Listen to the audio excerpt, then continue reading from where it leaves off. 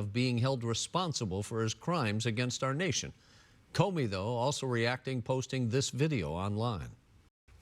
My family and I have known for years that there are costs to standing up to Donald Trump, but we couldn't imagine ourselves living any other way. We will not live on our knees, and you shouldn't either. I have great confidence in the federal judicial system, and I'm innocent. So let's have a trial. Well, Comey is expected to surrender to federal authorities sometime tomorrow. If convicted, he's facing 5 years in prison.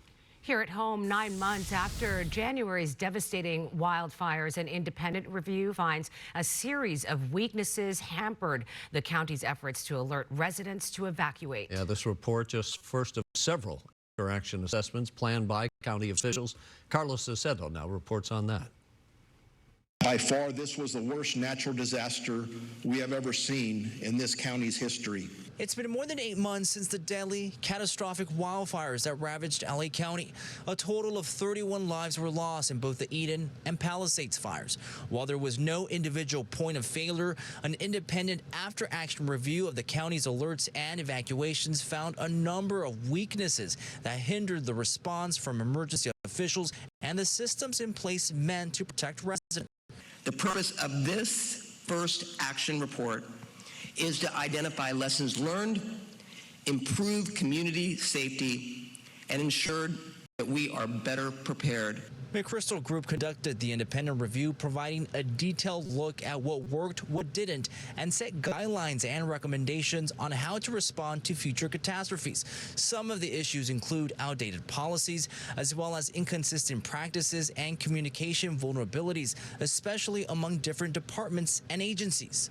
Our review found no single point of failure, but rather a series of system stresses that pushed the county's emergency alert and evacuation capabilities to their limits. County's emergency alert system came under fire as some residents never received an alert on their phones or it didn't pertain to their location. I did not receive any alerts whatsoever on the day of the fire. I evacuated as soon as I saw flames, and it was not until the following day that I began receiving alerts of evacuation.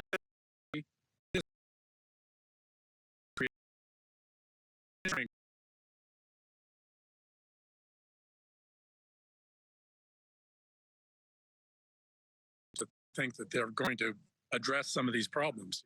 County leaders say some of the recommendations are already in place. Now the Board of Supervisors, they're set to discuss the findings at next Tuesday's meeting. Reporting in downtown LA, Carlos Salcedo, KTLA 5 News.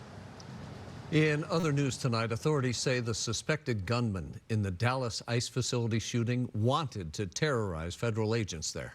29-year-old Joshua Yan, he reportedly had hatred for ICE and wanted to inflict fear in the agents.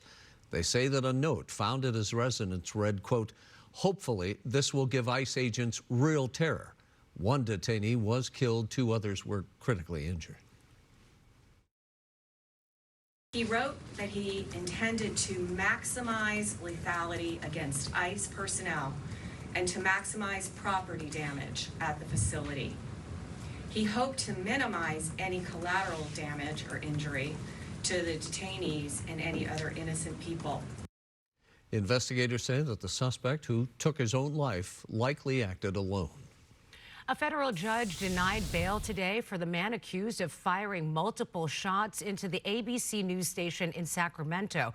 Prosecutors say 64-year-old Anibal Hernandez Santana fired shots into the lobby one day after a protest outside the station over the suspension of Jimmy Kimmel Live. If convicted, Hernandez Santana faces a maximum sentence of 17 years in prison. The U.S. Attorney's Office has reported initial results of what they call Operation Guardian Angel, a program they say intended to, quote, neutralize California's sanctuary state policies. Since launching in May, 171 federal arrest warrants have been issued, 73 criminal illegal aliens arrested at our local jails, with 5 more arrested at county courthouses. California's Central District, which includes L.A. and Orange counties, is home to about 1.5 million undocumented immigrants. The owner of a Van Nuys car wash, who says he was injured when federal agents slammed him to the ground during a September Raid has filed a $50 million security. 79-year-old Jaffe Ola Shued claims is causing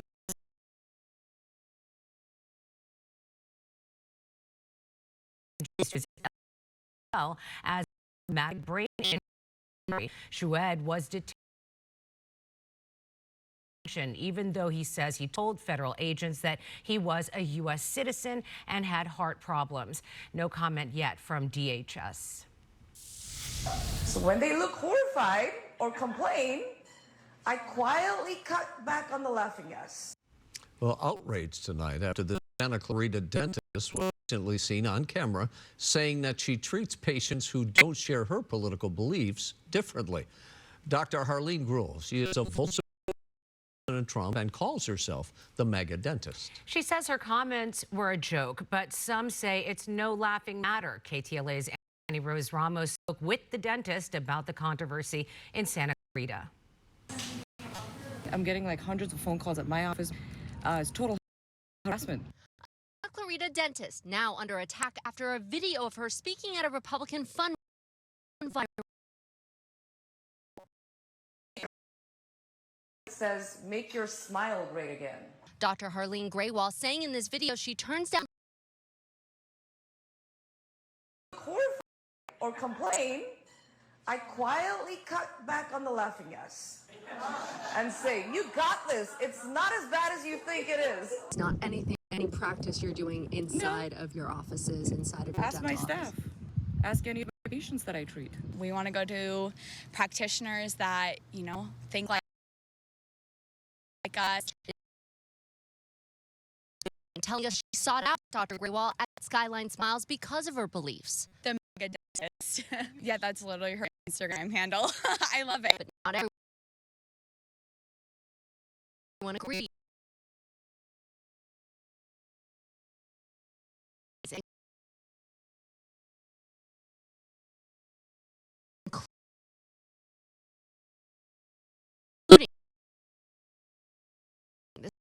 Former patient. I think that there should be an investigation to see what the actual facts are. Yelp reviews of Skyline Smiles pouring in from across the state and country. It's a joke.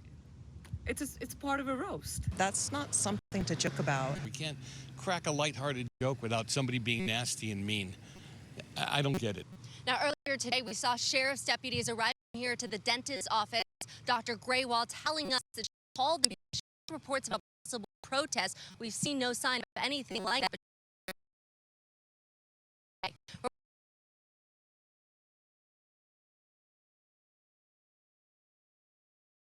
Reporting from Santa Clarita, Annie Rose Ramos, KTLA 5 News. For the 12th time in 13 years, the Dodgers have clinched the National League West Division. This after the boys in blue defeated the Arizona Diamondbacks 8-0 today in Phoenix. The win secures home field advantage in the NL Wild Card round, which begins Tuesday at Dodger Stadium. No word yet on who the Dodgers will face. A judge has allowed the wife of Weezer bassist Scott Schreiner to enter a 2-year mental health diversion program. She was accused of firing a gun at LAPD officers back in April as they were searching for hit-and-run suspects near her home in Eagle Rock. 52-year-old Jillian Schreiner, she pleaded not guilty to charges, including negligent discharge of a firearm. She will now be subject to random drug testing and be banned from possessing a gun. If she completes the diversion program, we understand the case will be dismissed. LA Mayor Karen Bass in Washington, D.C., where she spoke at the Black Economic Alliance Local and State Solutions Forum. Friday, Bass heads to Oklahoma City, where she will speak on efforts to reduce homelessness at the U.S. Conference of Mayors Fall Leadership Meeting. While there, Bass will also sign a memorandum of understanding with the Oklahoma City mayor, focused on coordination for the 2028 Olympics.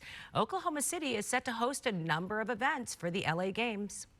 Defense Secretary Pete Hegseth has summoned hundreds of U.S. generals and admirals from all around the world for a rare, urgent in-person meeting. It'll happen next week at Quantico Marine Base in Virginia. Now, no word